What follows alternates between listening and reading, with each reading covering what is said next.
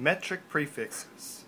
Here are some commonly used prefixes that we will use in our physics class. First of all, realize that in the ones place we put the standard unit, and that standard unit could be a measure of length, it could be a measure of mass, or it could be a measure of something like time or volume, in which case we would be using seconds or liters. But I'll use the example that most textbooks use, the meter. So we're placing meters in the ones place. Realize, though, that it could be replaced by any fundamental unit of measure. First, let's look at units that are larger than 1. So, for example, 10 times larger than a meter, we would have the decameter. The abbreviation is DA, and deca stands for 10, or 10 to the first power.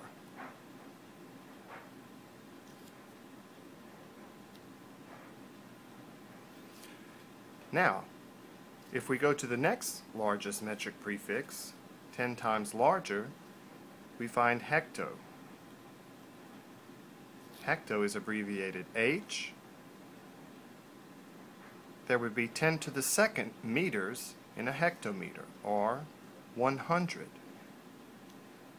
100 meters in a hectometer.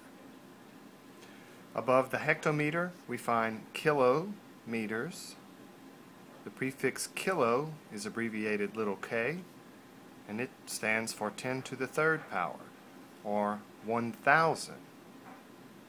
There would be 1,000 meters in a kilometer. As we go up each prefix, we're changing by what's known as an order of magnitude difference. So as we leave this comfort zone between meters and kilometers and go to ever larger units of measure, we're not just going from thousands to 10,000 or 100,000, but the next order of magnitude difference would be 1 million. We go from thousands to millions. So our next metric prefix, mega, stands for 1 million. Notice the abbreviation is capital M, and 1 million would be 10 to the 6th power. So we've increased by a factor of 1,000 now. There would be 1 million meters in a megameter. From this point onward, as we go to ever larger prefixes, the factor changes by 1,000. After mega, the next largest metric prefix would be giga. It's abbreviated with a capital G, and if mega means millions, then giga means billion, or 10 to the 9th power. There would be 1 billion meters in 1 gigameter.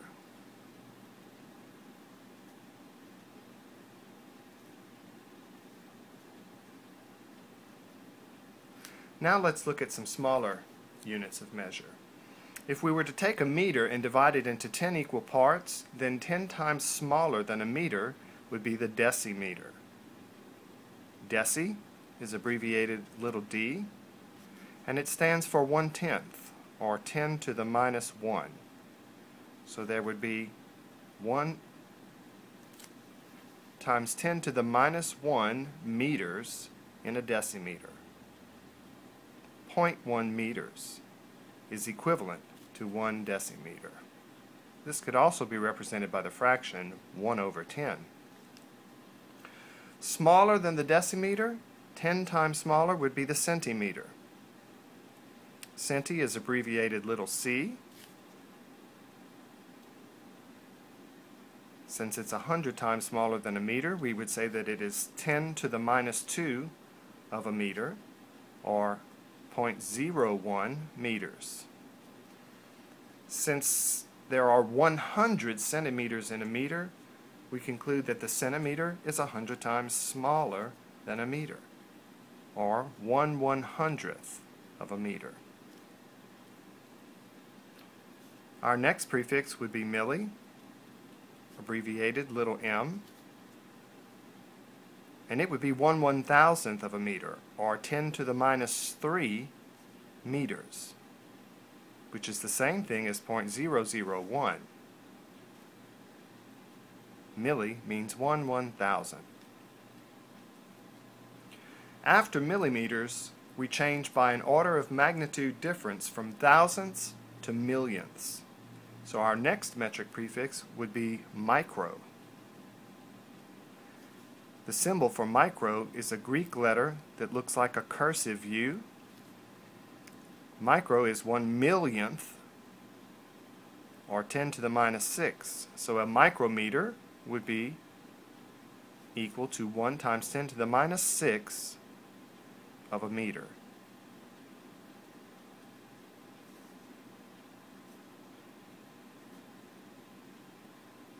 Finally, we get to nano, and a nanometer would be 1/billionth of a meter.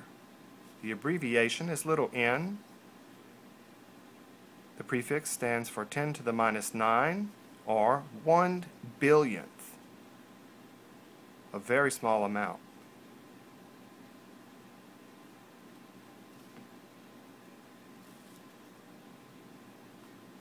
There would be 1 billion tiny little nanometers in a meter stick.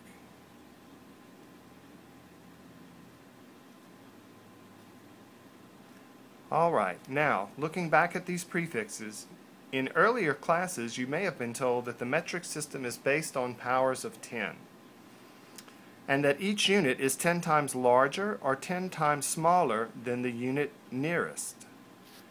This is only true, however, if we stay within the narrow range of kilometers down to millimeters. If we leave this range, if we go to larger units than the kilometer, you'll notice again that we're changing by an order of magnitude difference, or a factor of 1,000 each time we go up to a next higher level. There's a pattern here. Starting in the ones place, if we go to deca, it becomes 10 to the first power, hecto, 10 to the second, kilo is 10 to the third, or 1,000. But now, with each step to a higher unit, we add 3 to our exponent. So to go from kilo to mega, which is 1,000,000, it becomes 10 to the sixth power. To go from mega to giga, which means 1 billion, it would be 10 to the ninth power. To the next highest power, tera, we would be adding 3 more zeros. So a terameter would be 10 to the 12th meters. Can you guess what exponent would represent the next highest unit after tera? If we go to smaller units of measure, we notice the exact same pattern. Deci is 1/10 of a meter, or 10 to the minus 1. Centi is 10 to the minus 2. Milli is 10 to the minus 3. So again, each little step within this comfort zone represents a factor of 10. The prefixes are either 10 times larger or smaller. But as we leave this area and go to ever smaller units of measure, to change by an order of magnitude, we have to change by a factor of 1,000. So from milli to micro, we go from 10 to the minus 3 to 10 to the minus 6, in order to go from thousandths to millionths. To go from micro to nano, again, we're dividing by a factor of 1,000, so it goes from 10 to the minus 6 to 10 to the minus 9. The next smaller unit of measure would be 10 to the minus 12, and then 10 to the minus 15, and so on.